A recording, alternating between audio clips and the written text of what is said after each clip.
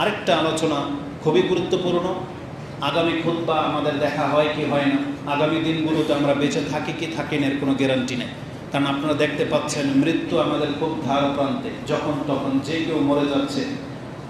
মরার লক্ষণ ছাড়াও মানুষ মরে যায়। একটা সময় ছিল মানুষ লক্ষণ দেখে বোঝে যে আমি মনে হয় বেশি দিন বাঁচবো না, কিন্তু বর্তমান মৃত্যুগুলো হচ্ছে আকস্মিক মৃত্যু। যে মৃত্যু থেকে রাসূলুল্লাহ সাল্লাল্লাহু আলাইহি ওয়াসাল্লাম আল্লাহর কাছে আশ্রয় চাইতেন, এটাকে আকস্মিক মৃত্যু বলে। মাউতুল ফাজা, যখন তখন চলে আসবে, আর এটা কিয়ামতের আগে বেশি ঘটবে। আপনি বসে আছেন সুস্থ ব্যক্তি, আপনি কি জানতেন 1 মিনিটের মধ্যে আপনার বাস ডুবে যাবে? আপনি কি জানতেন আপনার গাড়ির সিলিন্ডার বাস্ট হবে? আপনি কি জানতেন আজকে রাত্রে আপনার গ্যাস সিলিন্ডার ঘর পুড়ে যাবে? আমি কি জানি যে আজকে আমাদের এই দেয়াল ধসে পড়ে যাবে? আমরা কেউ জানি। এগুলোকে আকস্মিক মৃত্যু বলা হয়েছে। এই জন্য এই মৃত্যু থেকে আমাদেরকে পানাহা চাইতে হবে। যখন এরকমের দৃশ্য আমাদের নজরে আসে, সাথে সাথে আপনি আল্লাহর কাছে আশ্রয় চাইবেন, আল্লাহ আমার জন্য আকস্মিক মৃত্যু না হয়, যে আমি লা ইলাহা ইল্লাল্লাহটা পর্যন্ত যদি জবান দিয়ে বলতে না পারি, আমার ঋণগুলো যদি আমি দেওয়ার ডিক্লেয়ার দিতে না পারি, আমার নেকির কাজগুলো যদি আমি এলান করে যেতে না পারি, তাহলে এটা হচ্ছে আকস্মিক মৃত্যু, মন্দ মৃত্যু। এই জন্য এই ধরনের মৃত্যু থেকে আল্লাহর কাছে আশ্রয় চাইবেন। এরপরে আমাদেরকে যেটা করতে হবে, যে কোনো ভালো কাজ আপনার আমার অভ্যাসে রাখতে হবে। মানে নিয়তটাকে সবসময় ভালো করে রাখতে হবে যে আমি ভালো কিছু করব, আমি খারাপ কিছু করব না, কাউকে ঠকাবো না, কারোর মেরে খাবো না, কারোর সঙ্গে প্রতারণা করবো না। এটা অন্তরটাকে এইভাবে রাখবেন সব সময়। কিন্তু আমাদের চিন্তার মধ্যেই সমস্যা।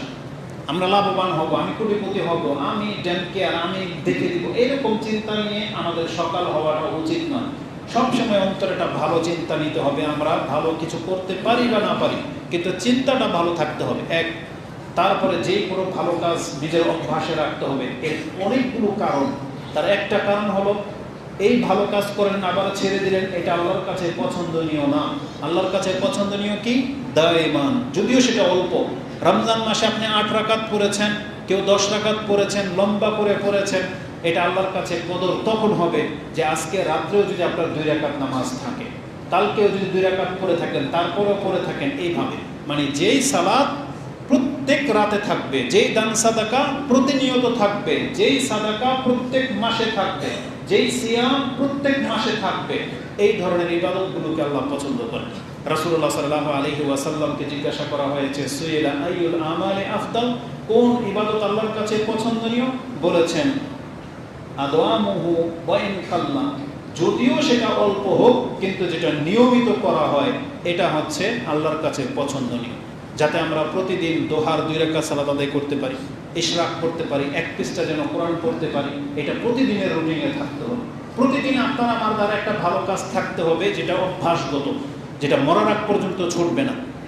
এটার উপকারিতাটা কি সেটা আমি আপনাকে বলি। কয়েকটা পয়েন্টের মধ্যে একটা পয়েন্ট হলো, আজকে আমরা এখানে সুস্থ আছি, অনেকে অসুস্থ আছে, কালকে আমি অসুস্থ হয়ে যাব, আপনি অসুস্থ হয়ে যাবেন। এই সুস্থ থাকায় আজকের যে রিজার্ভ, যে রুটিন, এটাকে যদি একটা রুটিনে পরিবর্তন করতে পারেন, আমি আর আপনি কতদিন বিছানায় থাকবো জানি না, হসপিটালে থাকবো জানেন না। যেই দিন আপনার আমার সাথে এমনটা হবে যে আমি আর আপনি অভ্যাসগত ইবাদত করতে পারতেছি না, কিন্তু আমাদের রব আমাদের জন্য এমন একটা নিয়ম লিখে দিয়েছেন, যেই ব্যক্তি সুস্থ থাকতে যেই ইবাদতগুলো প্রতিদিন করে, প্রতিনিয়ত করে, সে যদি অসুস্থ হয়ে বিছানায় পড়ে থাকে বছরকে বছর, সে ইবাদত না করেও সে সমপরিমাণ নেকি পেতেই থাকবে। এটা আল্লাহ সুবহানাহু ওয়া তাআলার পক্ষ থেকে ফয়সালা করা হয়েছে। ইমাম বুখারী রাহিমাহুল্লাহ এই মর্মে একটা হাদিস এনেছেন, ইযা মারিদাল আবদু আও সাফারা, যখন কোনো বান্দা অসুস্থ হয়ে যায়, আও সফরে চলে যায়, কুতিবা লাহু মিসলু মা কানা ইয়ামালু মুকিমান সাহিহান, সে সুস্থ থাকতে, বাড়িতে থাকতে যে ইবাদতগুলো করত, সে অসুস্থ হয়ে যাওয়ার কারণে আল্লাহ তার আমলনামার মধ্যে সেই নেকি ওইভাবেই লিখতে থাকে যতদিন সে অসুস্থ থাকবে। এটা ইমাম বুখারী রাহিমাহুল্লাহ কোট করেছেন, যেটা আপনি 2996-তে পেয়ে যাবেন। এবং মুসনাদে আহমদে একটা চমৎকারভাবে এই কথাটাকে পেশ করা হয়েছে, ইউহাদ্দিসু আন নবী সাল্লাল্লাহু আলাইহি ওয়াসাল্লাম আন্নাহু ক্বাল, রাসূল সাল্লাল্লাহু আলাইহি ওয়াসাল্লাম তিনি বলেন, লাইসা মিন আমালি ইয়াউমিন ইল্লা ওয়া হুয়া ইখতামু আলাইহি। এই ভাষাগুলো খুব সেনসিটিভ। রাসূল বলেছেন, এমন কোনো ব্যক্তি নাই যে আজকে সন্ধ্যাবেলা তোমার আমলনামার উপরে একটা খতম নামানো হবে। তার মানে প্রত্যেক দিনের রিপোর্ট একটা ফাইল জমা করা হয়, এই ফাইলটাকে ক্লোজ করা হয় এবং এটাকে ওই যে আগের দিনের মতো সিলগারা করা হয়। এটা কিয়ামতের মাঠ পর্যন্ত এই সিল আর খুলবেন। এটা এইভাবেই নেকি থাকলে নেকি, পাপ থাকলে পাপ লিখে এটা আজকের ফোল্ডারটাকে এটাকে বন্ধ করে দিয়ে সিলগারা করে আপনার আমলনামার ফাইলে তুলে দেওয়া হয়। এটা প্রতিদিন সন্ধ্যাবেলা করে, প্রতিদিন এটা করা হয়। বলছে লাইসা মিন আমালি ইয়াউমিন, এমন কোন দিনের আমল নাই ইল্লা ওয়া হুয়া ইউখতামু আলাই, যে আমলের উপরে খতম না করা হয়, তার মানে স্টাম্পিং করে এটা রেখে দেওয়া হয়।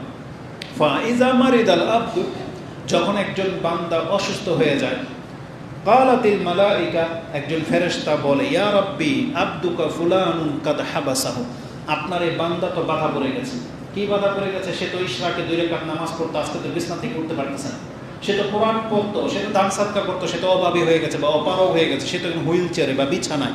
হাবাস কাদ হাবাসতাহু, সে তো বাধা পড়ে গেছে, বন্দী হয়ে গেছে। ফায়াকুলু রাব্বু আযজা ওয়া জাল, তখন আল্লাহ তাকে ঘোষণা করে দিয়ে বলে, ইখতিমু লাহু আলা মিসলু আমালিহি, সে সুস্থ থাকতে যেভাবে ইবাদত করতো, তার আমলনামা যেভাবে লিখতো, তোমরা এইভাবে নেকিগুলা লিখতে থাকো, লিখে খতম মেরে থাকো, হাত্তা ইয়াবরা, সে সুস্থ হয়ে ফিরে আসা পর্যন্ত, আও ইয়ামুত, অথবা এই অবস্থায় যদি বছরকে বছর পরে ওরা মৃত্যু হয়, তাহলে মরার আগ পর্যন্ত যত দিন এইভাবে কাটবে, প্রত্যেক দিন তার সুস্থ থাকতে যে ইবাদতগুলো করেছিল সেই সমপরিমাণ নেকি লিখতে লিখতে থাকো এবং স্টাম্পিং করতে থাকো। এটা হচ্ছে সুস্থ থাকলে ইবাদত করার যে মর্যাদা, এটা আপনি অসুস্থ বৃদ্ধ বয়সে সেটা পেয়ে যাবেন।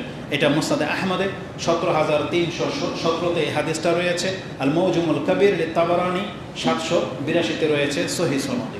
তাহলে এটা ছিল একটা দিক, যে সব সময় ভালো কাজ করতে থাকলে এটা আপনার অসুস্থতার সময়ে কাজে আসবে। দ্বিতীয় আরেকটা হচ্ছে,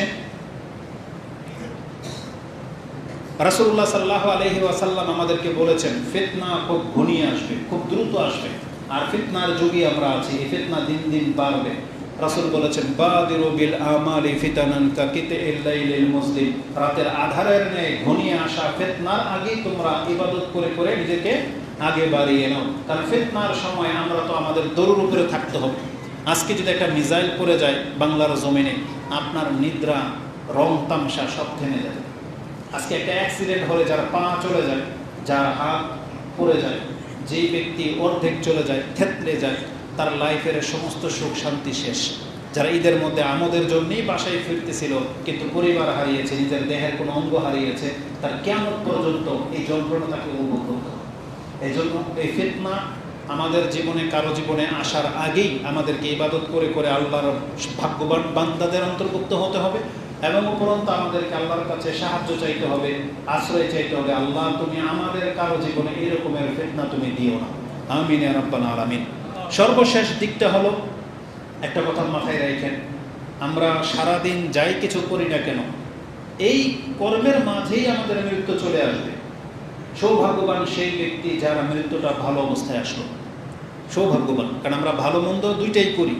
মন্দ অবস্থায় যদি মৃত্যুটা আসে, এটা আমাদের জন্য অনেক বিপর্যয়ের হবে, আর ভালো অবস্থায় মৃত্যুটা আসে, এটা সৌভাগ্যের কারণ হবে। এই জন্য সবসময় কোনো না কোনো ভালো কাজ করতে থাকতে হবে, তাহলে আমি আর আপনি ভালো অবস্থায় মৃত্যুর মর্যাদাটা পেয়ে যাব। এটা হচ্ছে ভালো কাজে লেগে থাকার একটা বড় মর্যাদা। চতুর্থ পয়েন্ট, যেটা ভালো কাজ করলে যেটা হবে, সেটা হচ্ছে আমাদের অন্তর হচ্ছে পাপী, আমাদের দ্বারা না চাইতে অনেক পাপ হয়ে যায়। রাসূল সাল্লাল্লাহু আলাইহি ওয়াসাল্লাম আমাদেরকে বলেছেন যে যদিও তোমার দ্বারা পাপ বা অন্যায় হয়ে যায়, সাথে সাথে তুমি একটা ভালো কাজের চেষ্টা করো, ভালো কাজ করো, তামহুহা, তাহলে ভালো কাজটা তোমার পাপটাকে মিটিয়ে দেবে। এটা হচ্ছে মাঝে মাঝে ভালো কাজ করার মর্যাদা। রাসূল বলেছেন, আবু যার রাদিয়াল্লাহু তাআলা, ইয়া বাযার ইত্তাকিল্লাহ হাইসুমা কুনতা, যেখানে থাকো না কেন আল্লাহকে ভয় করো। ওয়াতবি সাইয়্যাতাল হাসানাত তামহুহা ওয়া খালিকিন নাস বিখুলুকিন হাসান, তুমি মানুষের সাথে ভালো আচরণ করো। তাহলে পাপ হয়ে গেলে, অন্যায় হয়ে গেলে তারপর পুরো একটা ভালো কাজ করবে, তামহুহা, তাহলে তোমার এই পাপটা মিটে যাবে। আর এই কথাটাই আল্লাহ সুবহানাহু ওয়া তাআলা কোরআনে সূরা হুদ 11 নম্বর সূরা 114 নম্বর আয়াতে পেয়ে যাবেন। ওয়াকিমিস সালাতা লিদুলুকিশ শামসি ইলা গাসাকিল লাইলি ওয়াকিমিস সালাতা লিতারাফাইন নাহারি ওয়া যুলাফা মিনাল লাইল ইন্নাল হাসানাতি ইউযহিবুনাস সাইয়্যাত যালিকা যিকরা লিযাকিরিন। আল্লাহ বলেছেন নিশ্চয়ই উপদেশ গ্রহণ করা ব্যক্তিদের জন্য এটা উপদেশ গ্রহণ করার মতো একটা উপদেশ যে তোমাদের ভালো কাজ তোমার পাপটাকে মিটিয়ে দেয়। অতএব আমাদেরকে ভালো কাজে লেগে থাকতে হবে, এটা অত্যন্ত গুরুত্বপূর্ণ। আমরা আল্লাহ সুবহানাহু ওয়া তাআলার কাছে তৌফিক কামনা করি। আল্লাহুম্মা আইন্না আলা যিকরিকা ওয়া শুকরিকা ওয়া হুসনি ইবাদাতিকা। আল্লাহ তুমি আমাদেরকে সাহায্য করো, আমরা যেন তোমার শুকরগুজার বান্দা হতে পারি, আমরা যেন তোমার সৎ ইবাদতকারী বান্দা হতে পারি, এবং আমরা যেন ওই ইবাদত করতে পারি যে ইবাদত তোমার কাছে কবুলযোগ্য হবে। আল্লাহুম্মা তাকাব্বাল মিন্না সিয়ামানা ওয়া কিয়ামানা ওয়া রুকুআনা ওয়া সুজুদানা ওয়া সাইরাল আমাল। আল্লাহুম্মা ওয়াফফাকনা মিম্মা ওয়াফফাকা লাইলাতুল কদর। আল্লাহুম্মা তাকাব্বাল মিন্না ইয়া রাব্বাল আলামিন। রাব্বানা আতিনা ফিদ দুনিয়া হাসানা ওয়া ফিল আখিরাতি হাসানা ওয়া কিনা আযাবান নার। আল্লাহুম্মা আইজ্জাল ইসলাম ওয়াল মুসলিমিন ওয়াদিল্লা